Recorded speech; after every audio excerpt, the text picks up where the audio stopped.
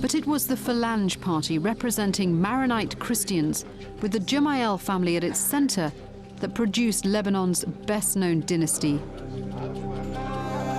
Pierre the father saw Bashir become president, only to be killed within 3 weeks. He had paid the ultimate price for defending his tribe.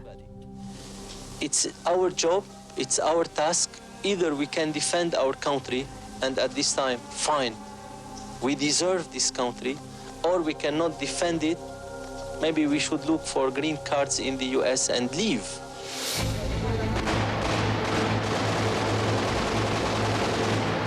The Phalange carried on fighting and carried on inheriting leadership and power.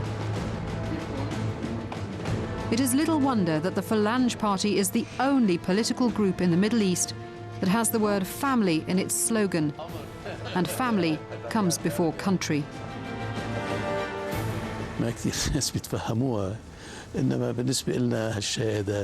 It's a mission that not many people understand it.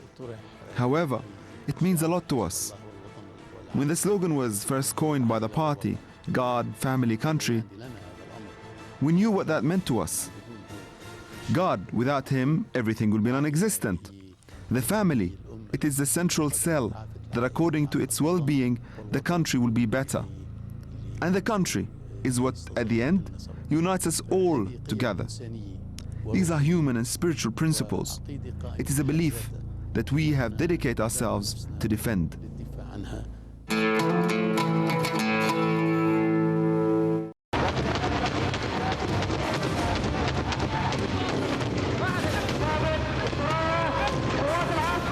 The Phalangists and other right-wing Christian groups opposed the military presence of the Palestinian Liberation Organization in Lebanon.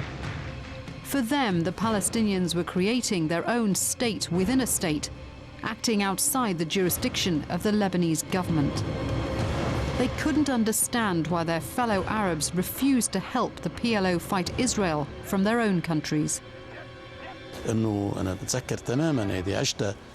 I remember it very well when President Hafez Assad, who was at the time a defense minister in Syria, he declared in a note that was distributed to all the Palestinian camps, forbidding them from uttering any statement with the revolutionary Palestinian connotations to any journalist. He curtailed the movements and actions of the Palestinians in Syria. As for Egypt and Jordan, it was similar. Why then blame Lebanon for all the consequences of this responsibility, when Lebanon does not have an army and is not even stable internally? The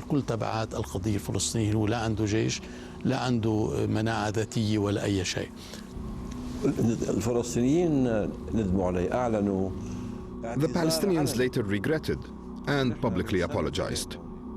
The PLO apologized for breaking up the Lebanese project.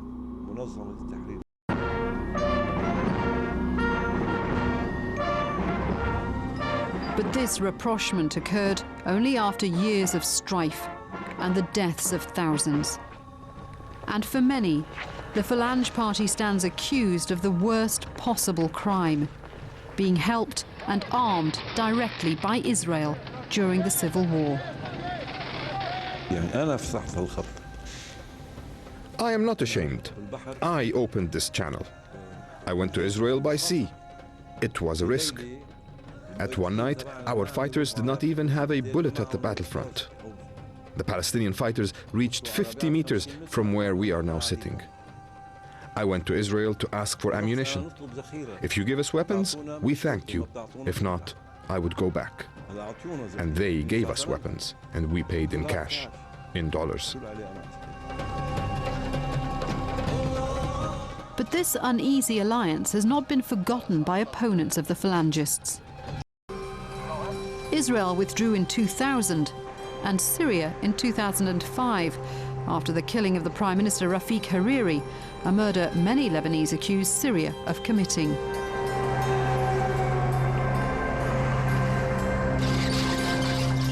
For the first time in decades, Lebanon was free of foreign troops. Phalangists and others dreamed of a new era, But such optimism was short-lived.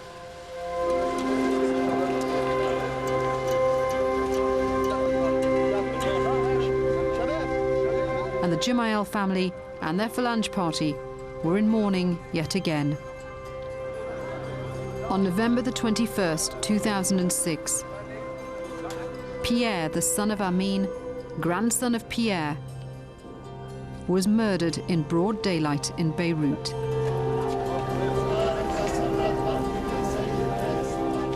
He was the latest in a number of victims, all of them anti-Syrian politicians.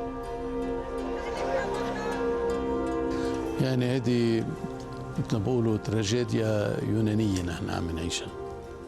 What we are living through is a Greek tragedy, as they call it.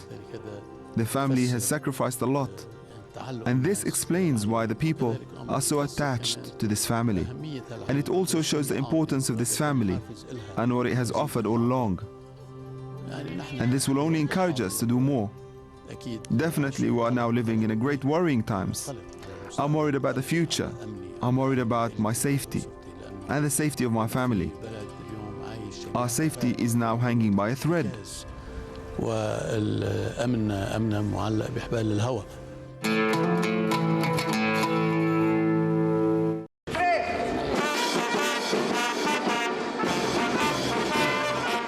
The political heirs of slain Lebanese leaders are poised to make a strong showing in this year's parliamentary election, keeping alive a tradition of dynastic succession.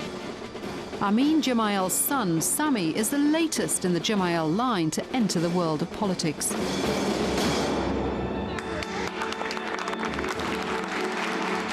While Christianity may be on the wane regionally, in terms of numbers at least, the Christians of Lebanon are determined to retain their influence. For the first time, Sami Gemayel is campaigning for a seat in parliament. He is 28 years old, the same age as his father was when he won his seat 4 decades ago.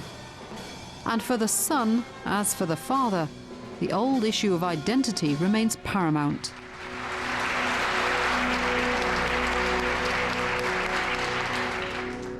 نحن اليوم عم نفتقد لعنصر كتير أساسي من حياتنا ومن كرامتنا يلي هي هويتنا. What we are missing today is an important element of our life and our honor, which is our identity.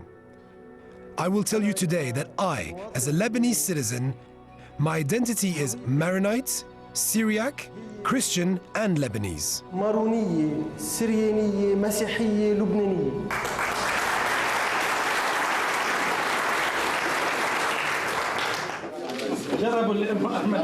The identity of Lebanon was agreed upon at the negotiating table, when the Taif agreement between nearly all of the Lebanese parties ended the civil war. It stipulated that Lebanon is Arab in belonging and in identity, something Sami Gemayel disagrees with. العربية للبنان سنة 1990. The Arab identity of Lebanon was created in 1990 based on the Taif Agreement, without any free discussion among Lebanese, and while Lebanon was under Syrian custody, and in the presence of Syrian military inside the Lebanese parliament when voting on constitutional amendments were taking place. التصويت على التعديلات الدستورية. The Christian community is now equally divided between 2 alliances. Gemayel and a host of other parties are in the March 14 alliance, led by the son of murdered Prime Minister Rafiq Hariri and named after the date of the so-called Cedar Revolution of 2005, the popular uprising against Syrian influence.